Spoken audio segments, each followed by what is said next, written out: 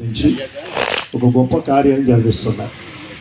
ఈరోజు నేను జ్ఞాపకం చేస్తున్నాను, ఈ స్లాబ్ పని దావచంలో రవణ భాగ్యరాజు గారి అధ్యక్షతలో జరగడం అది ఎంతైనా సంతోషపడిన విషయం. అతి అవకాశాన్ని సహోదరికి దేవుడిచ్చిన దాన్ని బట్టి నేను ప్రభుని స్తుతిస్తున్నాను. పరిచర్య అందరైన సేవకులు చేయవచ్చు, కానీ మందిర కట్టడలు అనేది జరిగించడానికి దేవుడు కొందరిని ఎన్నుకుంటాడు.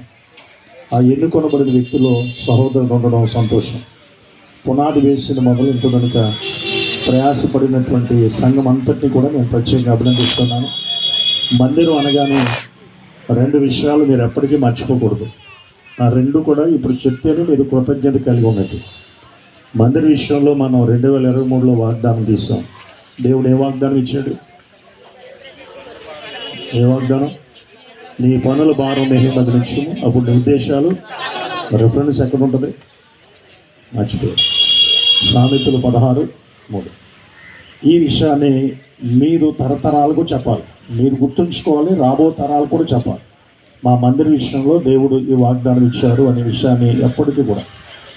రెండో విషయాన్ని మీ ముందు ఉంచుతున్నాను.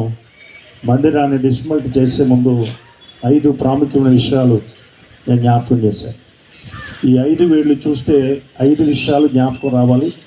ఈ 5 మీరు కూర్చున్నా, నిద్రపోతున్నా, భోజనం చేస్తున్నా, నడిచినా, ఏం చేసినా వాటిని గుర్తుంచుకోవాలి కదా. ఏముంటే 5 కూడా అమ్మా ఐక్యత కలిగి ఉండాలి. ఇంకా అయ్యనా భాగ్యరాజు గారిని కోరం మళ్ళీ సెలవమంటున్నాను ఒకసారి కోల్పాలి. ఎందుకంటే విన్నది మర్చిపోతే నాకు చాలా కోపం. భోజనం పెట్టకపోయినా పర్వాలేదు, కానీ ఆ రోజు అద్భుతమైనటువంటి సందేశాన్ని దేవుడు అందించాడు. మెలకువగుండుడి, పౌరుషం గలవారుండి, బలవంతులైనడి, మీరు చేయి కార్యములని ప్రేమతో చేయండి. ఈ వాక్యం మీద మాట్లాడాను చాలాసేపు. తర్వాత మనం డిస్మల్ చేస్తాం. ఈ 5 వేళ్ళకి 5 విషయాలు. బొటన్ వేలు ఒకటి, చూపుడు వేలు, మధ్య వేలు, ఫింగర్ వేలు, అదేవిధంగా చిన్న వేలు, చిటికిన వేలు. ఈ 5 విషయాలు కూడా మీరు రోజు జ్ఞాపకం చేసుకోండి. తప్పక దేవుడు కార్యం చేస్తాడని. కొరింథీ 2వ-పత్రిక 16-13-14 వచనాల్లో ఆ మాటలు ఉంటాయి. ఈ 2 వాగ్దానాలు రూపాంతర సంఘ విశ్వాసులు ఎవరు కూడా దేన్ని మర్చిపోవడానికి వీళ్ళ.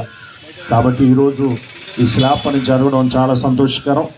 పరిశుద్ధ గ్రంథంలో 24వ సంకీర్తన, సైన్యపు అధిపతి యెహోవా, యుద్ధశూరుడు యెహోవా మన పక్షంగా న్యాయాన్ని చేకూరుస్తూ ఆరాధనకు యోగ్యమైన చక్కని మందిర ప్రాంగణాన్ని అనుగ్రహించడం చాలా సంతోషం. ఈ సమయంలో దేవునికి ఎలాగ మన స్తుతులు చెల్లిస్తున్నామో, ఈ మందిర నిర్మాణం కొరకు స్థలాన్ని సమకూర్చిన పితరులను కూడా మనం స్మరించుకోవాలి.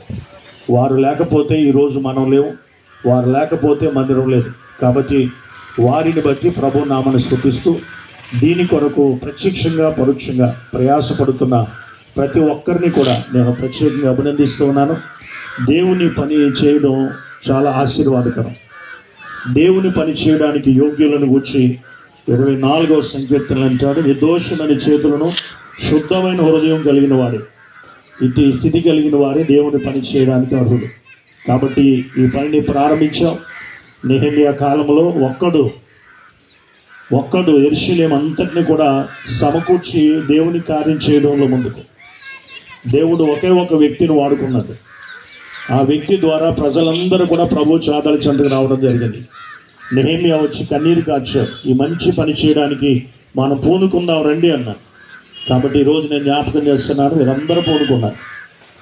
ఈరోజు ఈ మందిర ప్రాంగణ నిర్మాణాన్ని బట్టి ఈ కోపెల్ల సెంటర్గా ఒక ఉన్నతమైన సౌందర్యాన్ని దేవుడిచ్చాడు. ఒక ఉన్నతమైనటువంటి సౌందర్యం నిజంగా భవిష్యత్తులో